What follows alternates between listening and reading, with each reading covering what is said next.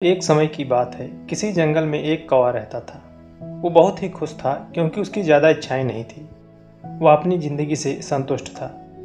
लेकिन एक बार उसने जंगल में किसी हंस को देख लिया और उसे देखते ही सोचने लगा कि यह प्राणी कितना सुंदर है।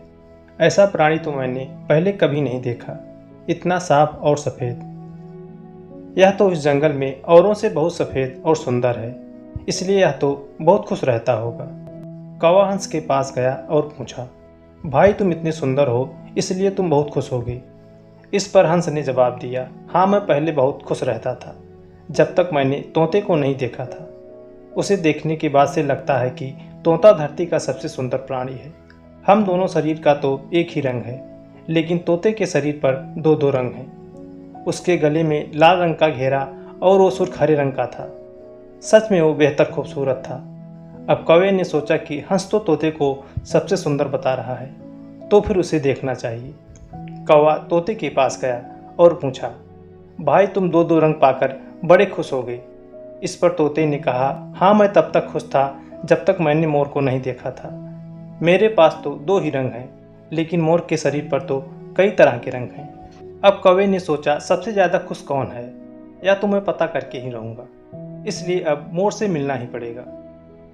कौवे ने मोर को जंगल में ढूंढा, लेकिन उसे पूरे जंगल में एक भी मोर नहीं मिला और मोर को ढूंढते ढूंढते वह चिड़ियाघर में पहुंच गया। तो देखा, मोर को देखने बहुत से लोग आए हुए थे और उसके आसपास अच्छी खासी भीड़ थी। सब लोगों के जाने के बाद कौवे ने मोर से पूछा, भाई तुम दुनिया के सबसे सुंदर जीव हो और रंग बिरंगे हो। तुम्हारे साथ लोग फोटो खिंचवा रहे हैं, तुम्हें तो बहुत अच्छा लगता होगा और तुम तो दुनिया के सबसे खुश जीव होगे।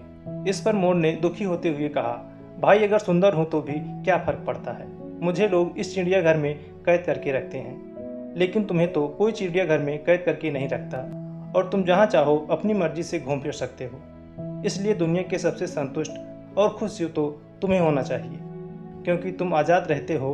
कौवा हैरान रह गया, क्योंकि उसके जीवन की अहमियत कोई दूसरा बता गया।